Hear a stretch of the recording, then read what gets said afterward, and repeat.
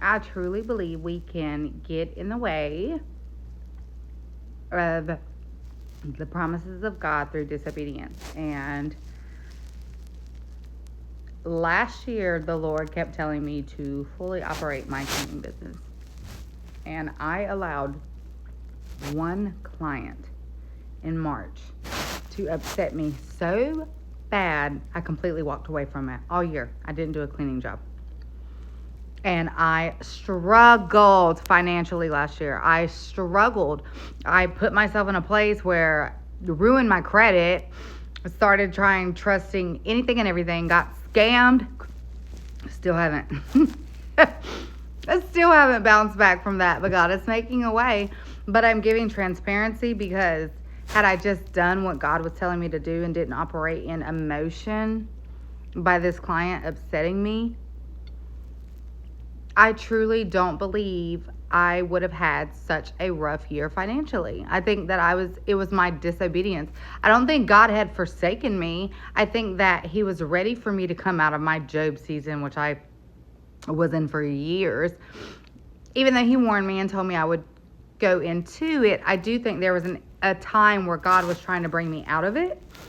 And my emotion got the best of me to where I was not allowing Him to move. Because now I'm doing what He told me to do. And what? He is blowing my mind. I'm just like, oh my God, I've always wanted this. I've always wanted this. And I had to do what He told me to do, even though I didn't want it to do it. And what's crazy is every day I've woken up and I've been operating in my business, the one I refused to operate in last year, I enjoy it so much. I'm literally on the way to work like, God, I want every day to feel this good. I want to feel this joy every morning. Please let business continue to be this great. I feel amazing. Imagine if I just did what I was supposed to do. And y'all know me, I'm always talking about obedience. I was so disobedient. Just because of emotion, because one person upset me. And I lied. Not intentionally, but I did start the business back in November. So I took like a gap from March to November and did not operate my business at all. One of my businesses. And the moneymaker. I have a money-making business and I have a business that is a constant investment. And that one I definitely did out of obedience because I'm just like, God, what do you want from me? But He gave me a little bit of a break to focus on a business that I've had for about 17 years. And He is doing everything He said. He is fulfilling every promise. And I'm grateful that He heard me praying because the basketball franchise, though I love basketball, I love owning a franchise in the sports industry.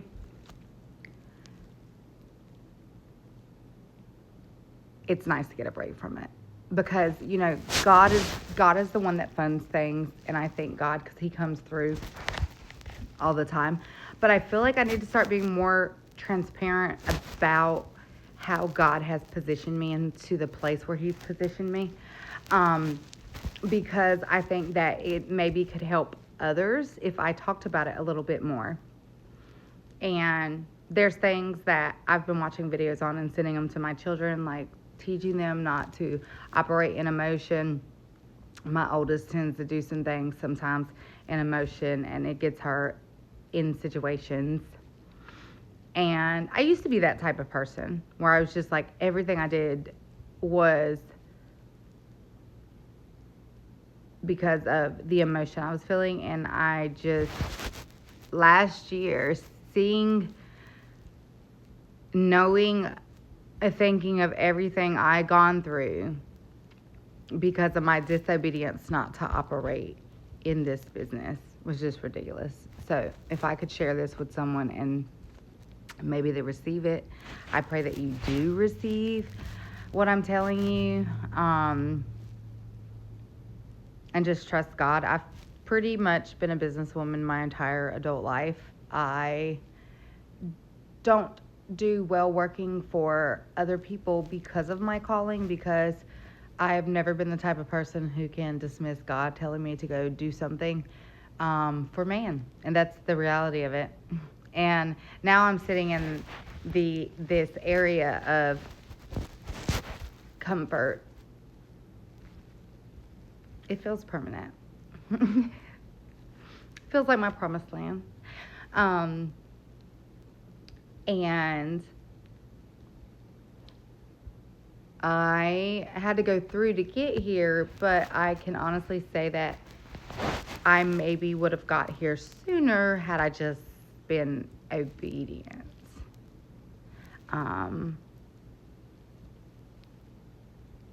And just being willing to grow. I am in a place where I don't have to be so strong. I don't have to feel like I'm the one in the room with the most wisdom. And I'm learning to learn from those around me, those who have walked with God longer, those who have gifts from the Lord to be able to communicate certain things, and just receive what is appropriate. And also just trust that I hear the voice of the Lord. If you've ever watched my videos in the past, I have always heard God audibly. I had a traumatic experience happen to me when I was very, very young. And it was the first time I heard God's voice. And I've heard it since. And now I can't unhear it.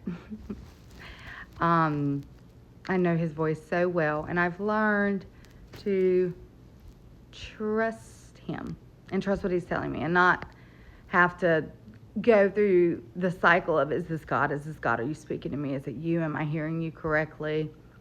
I have had some unhealthy attachments to fasting that God has brought to my attention. I was actually thinking of making a video about that, and